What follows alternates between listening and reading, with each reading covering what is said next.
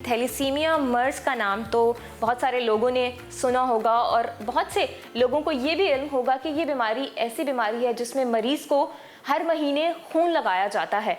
खून लगाने के प्रोसेस में मरीज़ को किस कदर तकलीफ़ से गुजरना पड़ता है और किन मुश्किलात को बर्दाश्त करना पड़ता है।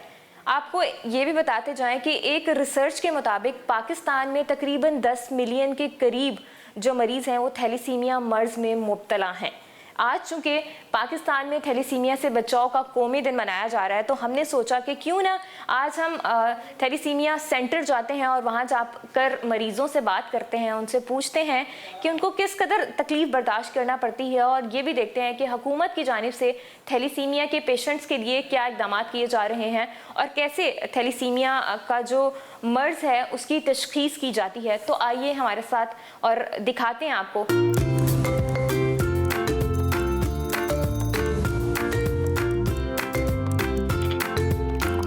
डॉक्टर यास्मीन साहिबा मौजूद हैं। चूँकि पंजाब में थैलीसीमिया के मरीज़ बढ़ते जा रहे हैं, बल्कि अगर हम पाकिस्तान और दुनिया की बात करें तो थैलीसीमिया के मरीज़ दिन ब दिन ज़्यादा होते जा रहे हैं।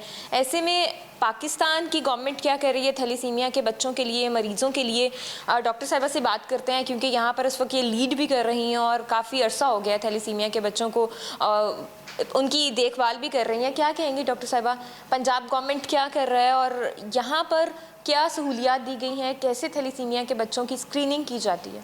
पंजाब गवर्नमेंट महकमा सेहत की जानिब से ये अदारा कायम किया गया है जिसे हम Punjab thalassemia and other genetic disorders prevention and research institute कहते हैं और ये गंगाराम हस्पताल में इसका हेड ऑफिस मौजूद है। यहाँ पे हम थैलेसीमिया से बचाव के लिए थैलेसीमिया कैरियर स्क्रीनिंग करते हैं, जिसमें कि जो कैरियर कपल्स हैं वो भी अपनी स्क्रीनिंग करवा सकते हैं या शादी से पहले भी थैलेसीमिया की कैरियर स्क्रीनिंग की सहूलत दी जाती है। साथ चलते हैं और फिर आप हमें बताते भी जाएं कि सबसे पहला स्टेप क्या होता है? जब जो भी मरीज़ आता है वो पहले रिसेप्शन पर आकर अपना बताता है कि मुझे ये टेस्ट करवाना है। उसके बाद जो रिसेप्शनिस्ट हैं वो यहाँ पे आपको फ्लेबॉटमी रूम है जहाँ पर कि ये इनका ब्लड सैंपल लिया जाता है और ये यहाँ पे आते हैं। इनके पास यहाँ पे फील्ड ऑफिसर हमारे बैठे हुए हैं, ये इनको सारा बताते हैं कि ये थैलेसीमिया एक मौरसी बीमारी है और ये आगे हमारे बच्चों में ये बताइए, ये बिल्कुल फ्री होता है? जी, ये बिल्कुल फ्री, ये बिल्कुल फ्री सहूलत मुहैया की जाती है।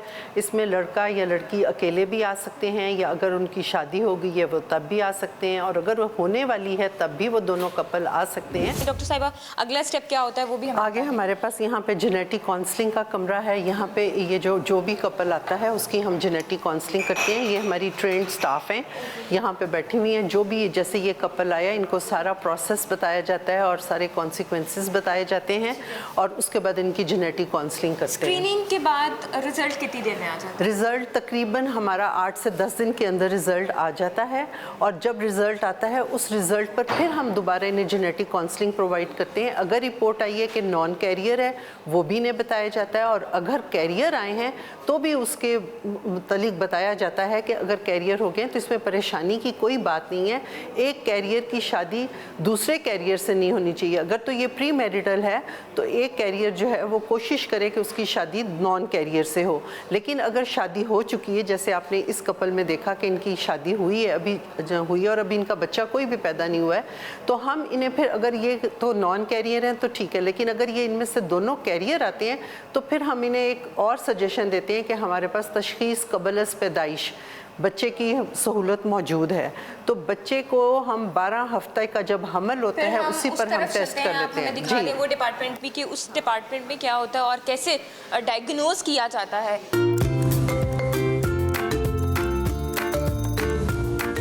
अच्छा डॉक्टर साहब, ये बताइएगा, अभी हम एक लैब में मौजूद हैं, ये कौन सी लैब है और यहाँ पर कैसे सैंपल टेस्ट किया जाता है, रिपोर्ट्स कैसे बनती हैं, रिजल्ट्स कैसे आते हैं? ये हेमाटोलॉजी लैब है।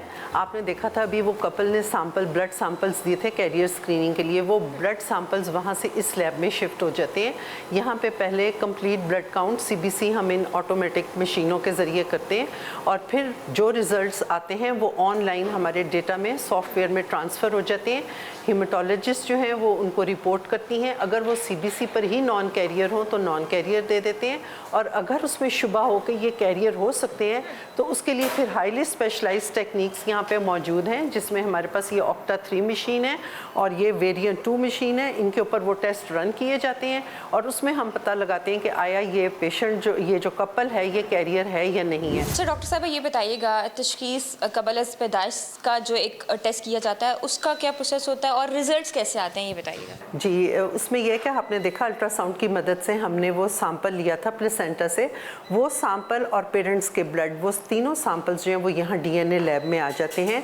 और ये डीएनए लैब जो है ये पाकिस्तान की पहली पब्लिक सेक्टर डीएनए लैब है जो कि फ्री सर्विसेज प्रोवाइड कर रही है। यहाँ पे डीएनए एक्सट्रैक्शन की जाती है और उसके बाद उसका पीसीआर रन किया जाता है और फिर उसके बाद रिज़ल्ट्स तैयार किए जाते हैं, और वो रिज़ल्ट्स तैयार होने के बाद फिर वालिदैन को वो रिज़ल्ट्स मुहैया किए जाते हैं। अभी चलते हैं मरीज़ों की जानिब, उनसे बात करते हैं, उनके वालिदैन से भी बात करेंगे और पूछेंगे कि किस परेशानी से वो गुजर रहे हैं। तो आइए हमारे साथ। बेटा अस्सलाम वालेकुम। वालेकुम। क्या नाम है? अदीबा। अदीबा, ये बताइएगा आप कितने साल की हैं? मैं 15 साल की हैं। तो पेन हो रही है अभी आपको, ब्लड लगा हुआ है? जी होती है। कितनी पेन होती है? थोड़ी थोड़ी होती है, कभी कभी ज़्यादा भी होती है। कोई बात नहीं, अल्लाह आपको सेहत देगा और सलामत रहोगे, आप खुशियों वाला टाइम देखोगे, ठीक है? आमीन। अच्छा, इनके साथ इनके पेरेंट्स भी हैं, उनसे भी बात करने की कोशिश करते हैं। अस्सलाम वालेकुम जी। आपकी बेटी है? हाँ जी। कहाँ से आए हैं आप? हम मांगा मंडी से। अच्छा, मांगा मंडी से आए हैं। कितनी दिन बाद आते हैं और कितने बच्चे हैं आपके, पहले ये बताएं। मेरे माशाल्लाह 6 बच्चे हैं, बाकी ठीक हैं। इसको एक को ब्लड लगता है और इसको 10-15 दिन बाद ब्लड लगता है। 10-15 दिन के बाद आपने ब्लड लगवाने आना होता हाँ जी। किसके साथ आती हैं? हम के लिए आते हैं। माँ बेटी अकेले आ जाते? हाँ जी, के लिए आ जाते हैं। ये तो बहादुरी की इलामत हुई ना, आप काफ़ी स्ट्रॉन्ग हैं। हाँ जी। बिल्कुल जी।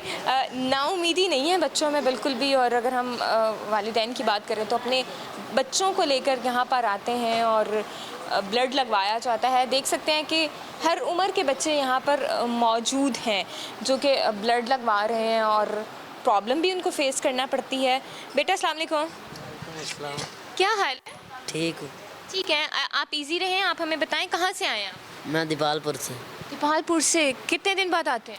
हम महीने बाद आते हैं। तो पेन हो रही है, दर्द हो रही है? जी। दर्द हो रही है। किसके साथ आए? अपनी अम्मी के साथ। अम्मी के साथ आए हैं। आपकी वालिदा कहाँ है? वो बाहर गई है। बाहर गई हैं। अच्छा ठीक है जी, वालिदा के साथ आए हैं। और हर महीने के बाद दीपालपुर बहुत दूर है लाहौर से, लेकिन फिर भी यहाँ पर आए हैं और ब्लड लगवाया जा रहा है। हालांकि देखा जाए छोटे छोटे शहरों में भी थैलीसीमिया के जो डे केयर सेंटर होते हैं उनको होना चाहिए, ना कि आप इतनी दूर से लाहौर आ रहे हैं और फिर आप ब्लड लगवा रहे हैं। और भी बच्चे मौजूद हैं प्यारे प्यारे से, जो कि दिल में उम्मीद लेके एक यहाँ पर बैठे हुए हैं कि कहीं ना कहीं वो बिल्कुल ठीक हो जाएंगे। अस्सलाम वालेकुम। वालेकुम सलाम। ऊंचा बोलें, ऊंचा बोलो, शाबाश। ऊंचा बोलो। क्या नाम है? ज़ारा फातिमा। ज़ारा फातिमा। स्कूल जाते हो आप? कौन सी क्लास में हो? नर्सरी क्लास में। नर्सरी क्लास में है। पेन हो रही है? बिल्कुल भी नहीं हो रही? नहीं। अच्छा जी, आप इनकी वालिदा हैं? हाँ जी। बताएं कहाँ से आई हैं आप? उकाड़ा से। उकाड़ा से। कितने दिनों बाद आती हैं? 2 हफ्ते बाद भी, 15 दिन बाद भी। 2 हफ्तों बाद भी और 15 दिन बाद भी। ये तो बहुत एक अलार्मिंग सिचुएशन हमें दिखाई दे रही है और लोग बहुत दूर दूर से आ रहे हैं।